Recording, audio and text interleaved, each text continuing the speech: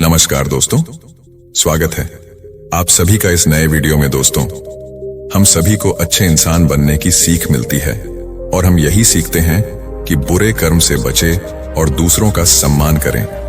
लेकिन कई बार हम यह भूल जाते हैं कि कभी कभी हमारी अच्छाई का गलत फायदा भी उठाया जा सकता है।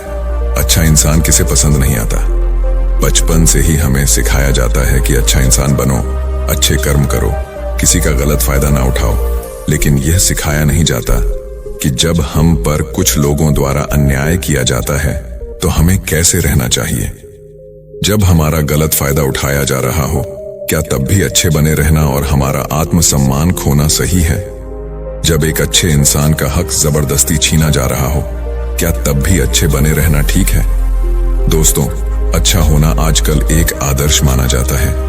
जैसे कि आपने अपने आसपास के लोगों को यह कहते सुना होगा कि देखो, वह इंसान कितना ज्यादा अच्छा है। लेकिन हम इस बीच ये भूल जाते हैं कि अच्छे होने की भी एक सीमा होना जरूरी है। हमें यह याद रखना चाहिए कि हद से ज्यादा अच्छा होना भी अच्छा नहीं होता।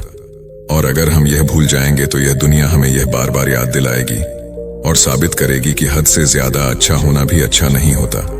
अक्सर आपने यह देखा होगा कि जो जितना अच्छा होता है उसे उतना ही दुख मिलता है।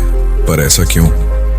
व्यक्ति हमेशा दूसरों की भावनाओं और जरूरतों को अपने आप से अधिक महत्वपूर्ण मानता है और इसी कारण वह खुद को एक कठिन स्थिति में पाता है। अक्सर उसे ऐसा महसूस होता है कि आखिर क्यों उसके किए हुए अच्छे कामों को लोग नजरअंदाज करते हैं और उल्टा उसी का गलत फायदा उठाया जाता है। कभी ज्यादा काम करवाने से लेकर तो कभी उसे बिना कोई महत्व देकर नजरअंदाज करने तक। किसी के लिए हम अच्छा करते हैं तो वहीं से हमें दुख प्राप्त क्यों होता है? आमतौर पर जब कोई आदमी कभी क्रोध कर दे या दुखी होकर किसी को भला बुरा कह दें तो हम उसे बुरा समझने लगते हैं। ऐसा आपके साथ भी हुआ होगा कि आपने कभी ना कभी तंग होकर किसी को कुछ भला बुरा कह दिया होगा और सिर्फ उसी कारण आप लोगों के नजरों में बुरे माने जाने लगे। और जैसे कि कर्म और फल का नियम कहता है, बुरे कर्मों का परिणाम बुरा मिलेगा। आज तक आप यही समझते आए हैं कि सिर्फ बुरे कर्मों का फल बुरा होगा। लेकिन आज की इस कहानी को सुनने के बाद आप ये समझ जाओगे कि अच्छा इंसान के साथ भी बुरा हो सकता है। जब वह हद से ज्यादा अच्छा बन जाए, उस इंसान को दुख ही मिलेगा, उसका परिणाम भी बुरा ही हो सकता है। तो चलिए, आज की इस बोध कहानी के द्वारा हम यह समझेंगे कि ऐसी स्थिति में हमें क्या करना चाहिए और यह भी जान लेंगे कि ज्यादा अच्छा होना अच्छा है या बुरा। तो चलिए शुरू करते हैं। बहुत समय पहले की बात है। एक नगर में एक धनी सेठ रहता था जो बहुत दयालु था। इतना बड़ा व्यापार और बहुत सारा धन होने के बावजूद वह एक भोला और दान करने वाला इंसान था। वह हर किसी की मदद करता था। उसके मन में लोगों के प्रति प्यार और दया की भावनाएं थीं। वह किसी का भी दुख नहीं देख पाता था। उसके इतने दयालु और भोलेपन की वजह से उसके आसपास के लोग उसकी इसी बात को उसकी कमजोरी समझकर उसका फायदा उठाते थे। कुछ लोग उस सेठ के सामने झूठ मूठ का रोना रोकर उससे पैसे उधार ले जाते थे। सेठ अमीर तो था ही और ऊपर से दयालु भी। जब वह सेठ उन लोगों की दुखी हालत देखता और उनकी परेशानियां सुनता तो उसका मन भर आता। और जब वह लोग उससे कहते कि मुझे थोड़ा धन उधार चाहिए या तुम मेरी मदद करोगे, मैं तुम्हारा यह एहसान कभी नहीं भूलूंगा, तो वह मना नहीं कर पाता।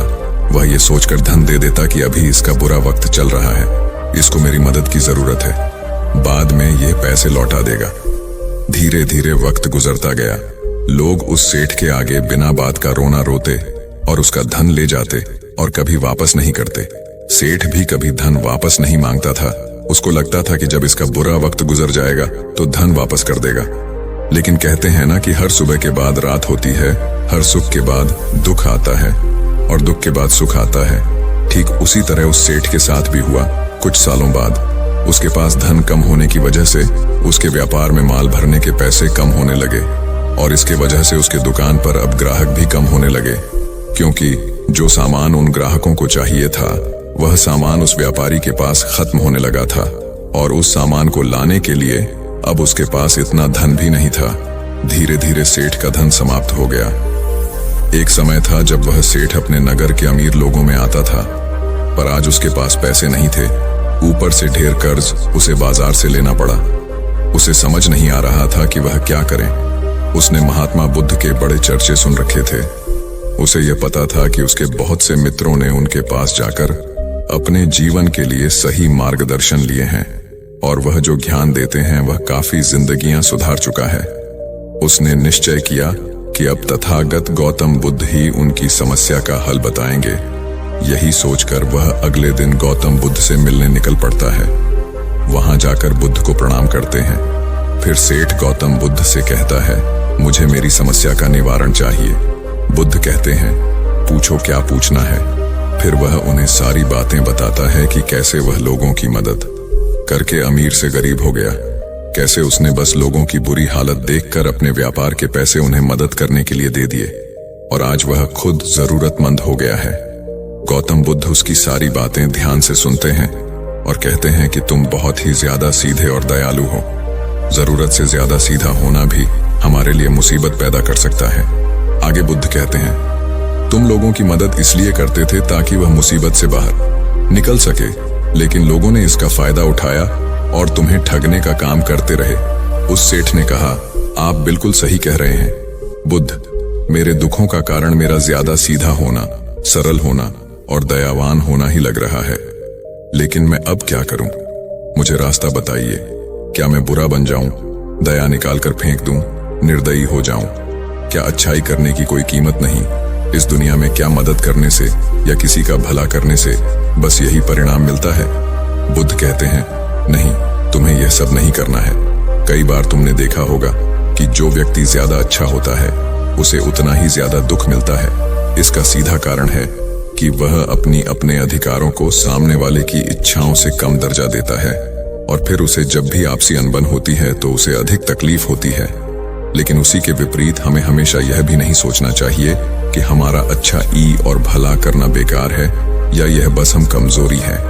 हमें अच्छा इसे हाथ कभी नहीं छोड़ना चाहिए। हमें बस ये सीखना है कि कभी कभी हमें भी अपनी बात रखने का अधिकार है और हमें अपने अधिकारों की रक्षा करनी चाहिए। इसलिए हमें अच्छे इंसान बने रहने के साथ साथ अपने अधिकारों की रक्षा करना भी सीखना होगा। अगर हमें गलत तरीके से नुकसान हो रहा है, कोई हमारा गलत फायदा उठा रहा है, तो हमें उसका सामना करने के लिए सही तरीके से खड़े होना जरूरी है। यही एक सच्चे और अच्छे इंसान की पहचान और शख्सियत होती है। वह आदमी कहता है, बुद्ध, मुझे थोड़ा थोड़ा समझ आ रहा है, लेकिन अभी भी मैं पूरी तरह नहीं समझा। इस पर बुद्ध कहते हैं, चलो मैं तुम्हें एक कहानी सुनाता हूँ, उसके बाद तुम्हें समझ आ जाएगा कि तुम्हें क्या करना है और क्या नहीं करना है। बहुत समय पहले की बात है। एक जंगल में एक भेड़ रहती थी। उस भेड़ ने एक बच्चे को जन्म दिया। वह मेमना बहुत ही सुंदर था। उसके शरीर पर बहुत ही चमक घने बाल थे। वह बहुत ही सुंदर लगता था।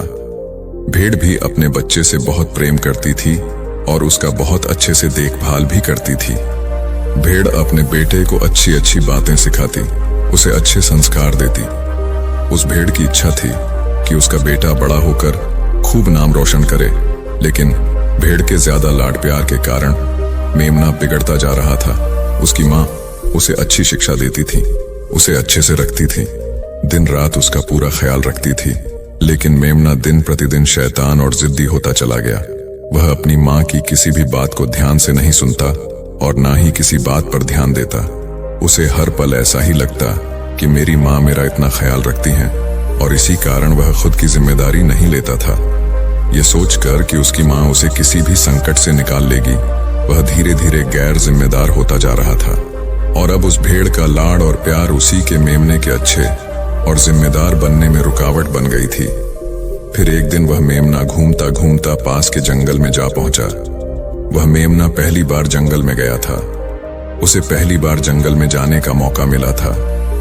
वह जंगल की सुंदरता को देखकर चकित रह गया। उसने कभी इतनी सुंदर चीज नहीं देखी थी। इतनी सुंदर पौधे, रंग बिरंगे फूलों को देखकर बहुत ही प्रशंसा हुई। उसे यह सब देखकर बहुत अच्छा लगा। फिर उसने झांकियों के कुछ पत्तियां खाईं। जैसे ही उसने पेट भरने के लिए पेड़ों की पत्तियां खाई, उसको वह पत्तियां बहुत ही स्वादिष्ट लगी। अब तो वह मेमना रोज जंगल में जाने लगा और वहां जाकर पेड़ पौधों को नुकसान पहुंचा रहा था। उसने उनकी पत्तियां तोड़ी, उनके फूलों को नोचा, फूलों को खाया और कुछ को तोड़कर जमीन पर डाल दिया। उसमें मेमने को इस बात की बिल्कुल भी परवाह नहीं थी कि वह क्या कर रहा है। उसको इस बात का पता ही नहीं था कि जंगल में कोई खतरा भी है। वह तो मस्त मोला होकर जंगल में उछल कूद कर रहा था और पौधों को खूब से नुकसान पहुंचा रहा था। लेकिन जब उस मेमने की मां को यानी उस भेड़ को इस बारे में पता चला कि मेमना हर रोज जंगल जाता है तो वह घबरा गई और मेमने को अपने पास बुलाकर समझाने लगी कि तुम जंगल में मत जाओ, वहां पर बहुत सारे जंगली जानवर हैं, तुम्हारे ऊपर हमला कर देंगे, तुम्हें खा जाएंगे।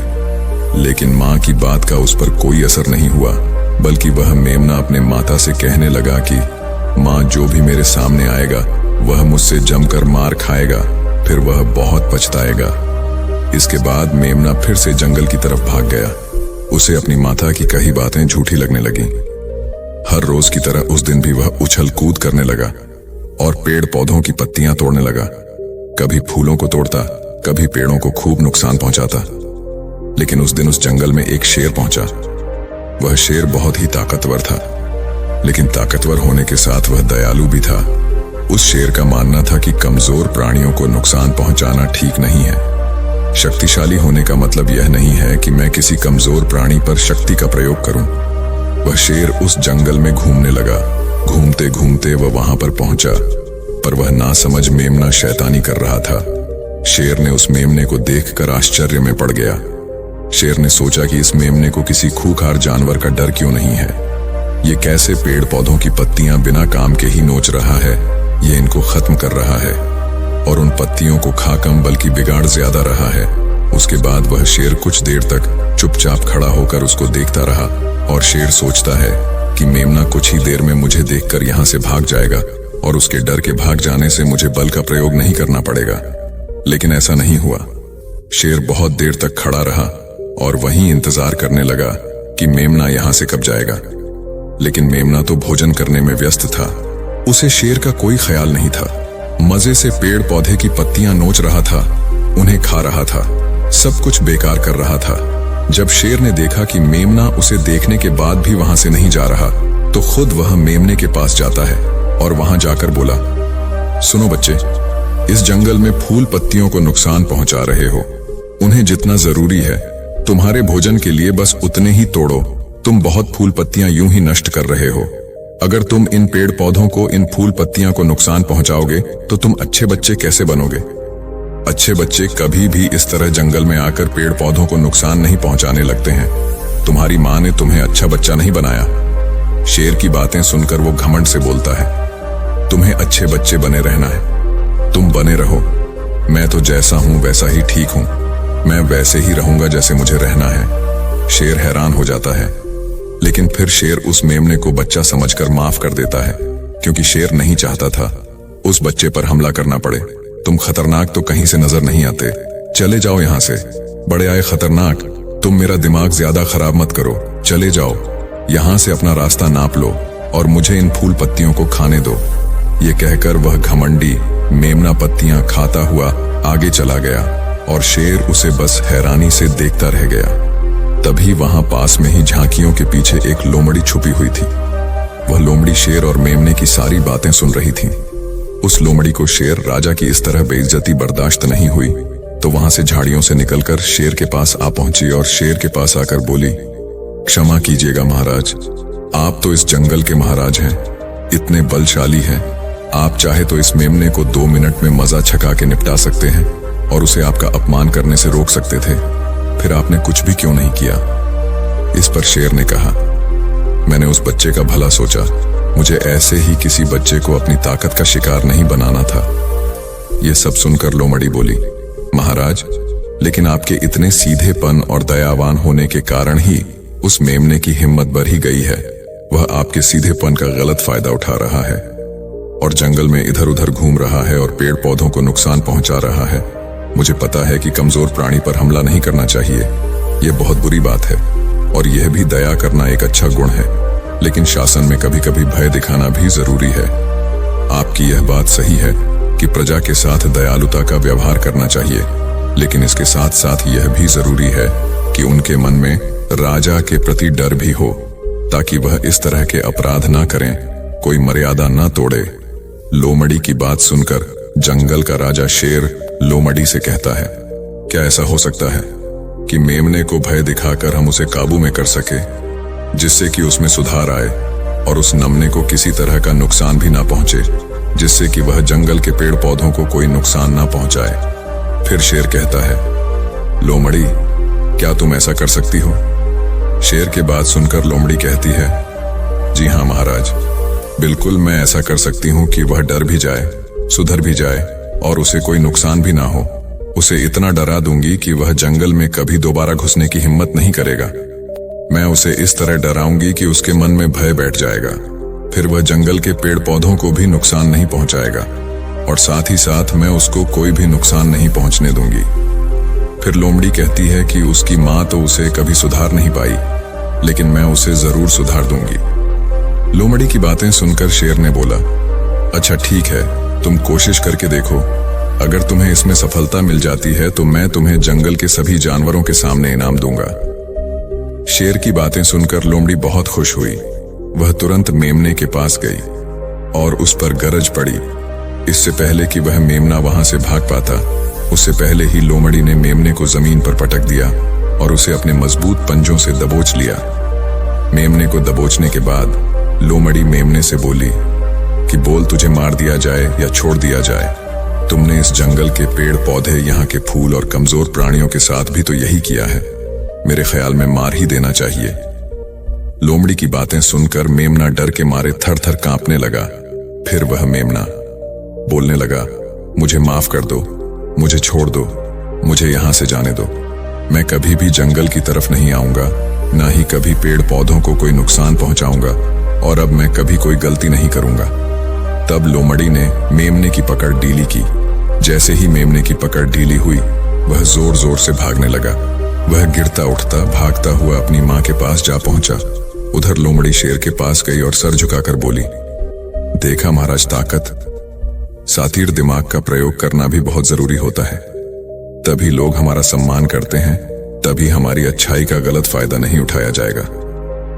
लोमड़ी की बात सुनकर शेर लोमड़ी की योग्यता से प्रभावित हुआ। उसने लोमड़ी को सारे जानवरों के सामने इनाम दिया। उधर वह मेमना घबराए हुए अपनी माँ के पास पहुंचा और अपनी माँ से आकर लिपट गया और माँ से क्षमा मांगने लगा। माँ, मुझे क्षमा कर दो, मैंने आपकी बात कभी नहीं मानी। आप मुझे हमेशा सही कहती थी कि जंगल में बहुत खतरनाक जानवर रहते हैं। आज के बाद मैं कभी भी उस जंगल में नहीं जाऊंगा। फिर बुद्ध उस व्यापारी को कहते हैं, देखा बेटा, इतने अच्छे मत बनो कि लोग तुम्हें खा जाएं, और ना ही इतने कड़वे बनो कि लोग तुम्हें खाएं ही नहीं। जरूरत से ज्यादा अच्छा बनना इंसान को दुहक देगा। लोग उसका सम्मान नहीं करेंगे, बल्कि उसे पागल समझेंगे। गौतम बुद्ध सेठ से कहते हैं, अगर शेर भी अच्छा बनने का दिखावा करेगा या फिर अच्छा बनकर रहेगा तो लोग उससे डरने की बजाय उसे पागल समझेंगे। सेठ को समझते हुए बुद्ध बोले, अगर हम ज्यादा अच्छे बनकर पेश आते हैं तो लोग हमारी अच्छाई का फायदा उठाने लगता है। तुम लोगों के लिए भले उनकी मदद करते हो, वही लोग भोले बनकर तुम्हें ठगने की कोशिश करेंगे। तुम्हें लोगों की मदद करना छोड़ना नहीं, बल्कि समस्या सुनकर उसे धन देने की बजाय उन्हें समाधान देने की कोशिश करो। अगर धन की आवश्यकता पड़े तो थोड़ा बहुत धन दे सकते हो, लेकिन हर समस्या का समाधान धन से करने की वजह निवारण से करो। इससे वही लोग तुम्हारे पास समस्या लेकर आएंगे जिनको हकीकत में दिक्कत है। पैसे ठगने वालों से तुम्हें मुक्ति मिल जाएगी। सेठ बुद्ध को प्रणाम करता है और धन्यवाद कहकर वहां से चला जाता है। फिर वह वैसा ही करता है जैसा बुद्ध बताते हैं और कुछ ही सालों में वह पहले जैसा धनवान बन जाता है। तो दोस्तों, उम्मीद है इस वीडियो से आपको काफी कुछ सीखने को मिला होगा, और अगर कुछ सीखने को मिला हो तो हमारे इस वीडियो को लाइक, शेयर और साथ ही कमेंट में नमो बुद्धाय जरूर लिखिएगा। धन्यवाद।